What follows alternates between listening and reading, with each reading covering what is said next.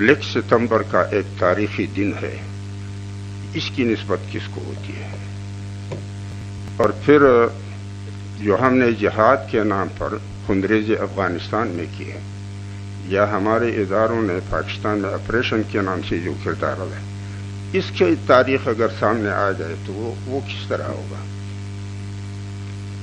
لہذا میں سمجھتا ہوں کہ مسئلے کو جذبات کے بجائے اگر واقعات کی بنیاد پہ لیں تو بہتر ہوگا۔ اس میں کوئی شک نہیں ہے کہ غیر جنگی افراد کو، چاہے بچے ہوں یا عورتیں ہوں یا بوڑھے ہوں، جنگ میں ان کا قتل کرنا یہ کسی بھی قانون اور نظام میں جائز نہیں ہے۔ لیکن جنگ میں ہوتے ہیں، اللہ پاک بھی فرماتے ہیں حتی یسخن فی الارض۔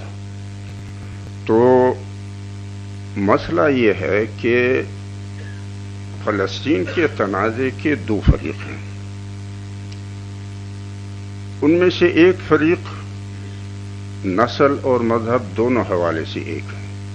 بنی اسرائیل نسلی حوالے سے حضرت یعقوب علیہ السلام کی اولاد ہیں، اور مذہبی حوالے سے موسیٰ علیہ السلام کی شریعت کے پیروکار یہودی ہیں۔ دوسرا فریق فلسطینی ہیں، ان میں وحدت نسلی اعتبار سے تو ہے، لیکن کیا مذہب کے اعتبار سے بھی ایک ہیں، یا وہ دو مختلف شرائع کے قائل ہیں؟ لہذا یہ جنگ ہے کس چیز کا؟ کیا یہ ارض کنعان پر قومی حاکمیت کی جنگ ہے جو ابراہیم علیہ السلام کے دو بیٹوں کے دو نسلوں کے درمیان ہے، یا یہ مذہبی جنگ ہے؟ اگر مذہب کی بنیاد پہ ہے تو فلسطین میں تو مسلمان اور عیسائی دونوں ہیں، عیسائیوں کا نام کیوں نہیں لیا جاتا؟ نقصانات تو ان کے بھی ہوتے ہیں۔ اور پھر چونکہ آپ سب حضرات علماء ہیں، میں آپ حضرات کی خدمت میں گزارش کروں گا کہ ابراہیم علیہ السلام جب بابل سے نکلے ہیں تو یہ اللہ کے حکم سے نکلے تھے، اور وہ ارض موعود کی جانب جب چل پڑے ہیں تو انہوں نے اسحاق علیہ السلام کو اپنی ماں سارہ سمیت کنعان میں بسایا، اور اسماعیل علیہ السلام کو اپنے ماں سمیت ہاجرہ کی وادی بکہ اور حجاز میں بسایا۔ ارض کا وعدہ ہوا ہے ابراہیم علیہ السلام کے ساتھ، اور ابراہیم علیہ السلام نے اپنے دو بیٹوں کو بسایا ہے دو مختلف علاقوں میں، کنعان اور حجاز۔ اس کا مطلب کیا ہے؟ پھر اگر بنی اسرائیل کو 587 اور 86 قبل مسیح میں بخت نصر نے فلسطین اور بیت المقدس سے نکال کر یا حملہ کر کے یا ہیکل اور آبادی کو کھنڈر بنایا، تو یہ اللہ کے فیصلے کے مطابق عمل تھا۔ پھر جب ذوالقرنین نے 539 میں بابل فتح کیا اور 538 قبل مسیح میں انہوں نے یہودیوں کی رہائی کا سلسلہ شروع کیا، اور یہ دارا اور ارتخشستہ کے دونوں حکومتوں میں جاری رہا، اور پھر بنی اسرائیل آ کر کے فلسطین میں بس گئے۔ یہ بھی اللہ کے فیصلے کے مطابق تھا۔ ثم رددناکم الکرۃ علیہم وامددناکم باموال وبنین وجعلناکم اکثر نفیرا۔ پھر جب 70 عیسوی میں روم کے شام کے گورنر ٹائٹس نے ان کو فلسطین سے بے دخل کیا، یہ بھی اللہ کے فیصلے کے مطابق۔ پھر اس کے بعد اللہ جل جلالہ فرماتے ہیں عسا ربکم ان یرحمکم، اور پھر اسی بنی اسرائیل سورہ اسرائیل میں، بنی اسرائیل میں یا سورہ اسراء میں 104 آیت میں اللہ جل جلالہ فرماتے ہیں وَإِذَا جَاءَ وَعْدُ الْآخِرَةِ جِئْنَا بِكُمْ لَفِيفًا۔ تو اگر یہ عرب اور اسرائیل کی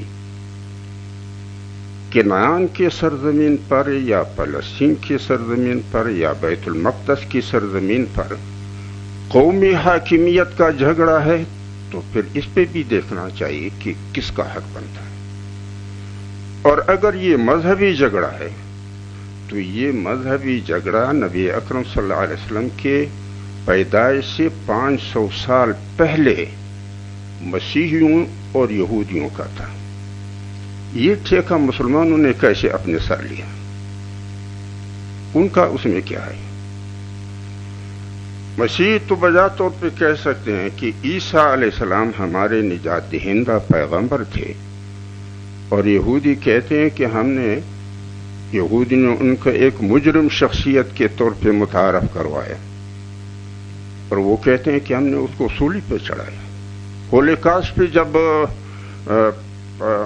غور کرنے کی اجازت نہیں ہے، اس لیے تاکہ پھر حقیقت کھل کے سامنے نہ آ جائے کہ مسلمان آخر کس کے پراکسی ہیں یا کس کی جنگ لڑ رہے ہیں، یہ ہے کس کا جنگ۔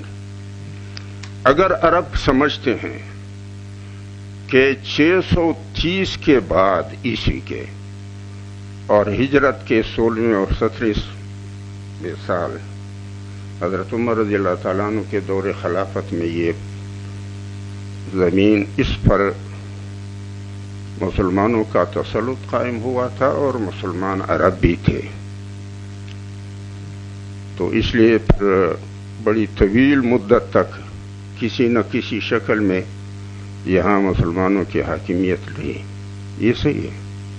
لیکن عرب کو یہ بھی نہ بھولنا چاہیے کہ جب مغرب نے مذہبی حکومتوں کے خاتمے کا ٹھان لیا تھا اور انہوں نے خلافت عثمانیہ کے خاتمے کے لیے کمر بستہ ہوئے، تو کیا عرب نے من حیث القوم انگریز کا ساتھ نہیں دیا؟ اور کیا انگریزی فوج کے جرنیل کا استقبال بیت المقدس میں گورنر نے نہیں کیا؟ اور کیا یہ ساری سرزمین بغیر کسی مزاحمت کے انگریز کے حوالے نہیں ہوا؟ اور پھر اس وقت برطانوی گورنمنٹ کے نوآبادیاتی کے منسٹر یہودی تھے، ہربرٹ لوئس سیموئل۔ 1915 میں اس نے تجویز نہیں دی تھی حکومت کو کہ فلسطین کو اگر ہم شام سے الگ کریں اور یہاں یہود لا کے آباد کریں اور ایک یہودی ریاست قائم کریں تو یہ افریقہ اور مشرق وسطیٰ کے درمیان ایک ایسی ریاست ہوگی جو مغرب کا ساتھ دے گی اور اس کے یہ فوائد ہوں گے۔ اس مقصد پر جتنے بھی اجلاس جہاں کہیں بھی ہوئے، کیا اس میں عرب کے نمائندے شامل نہیں ہوئے؟ کیا انہوں نے خاموشی سے اس چیز کو تسلیم نہیں کیا؟ اور پھر جب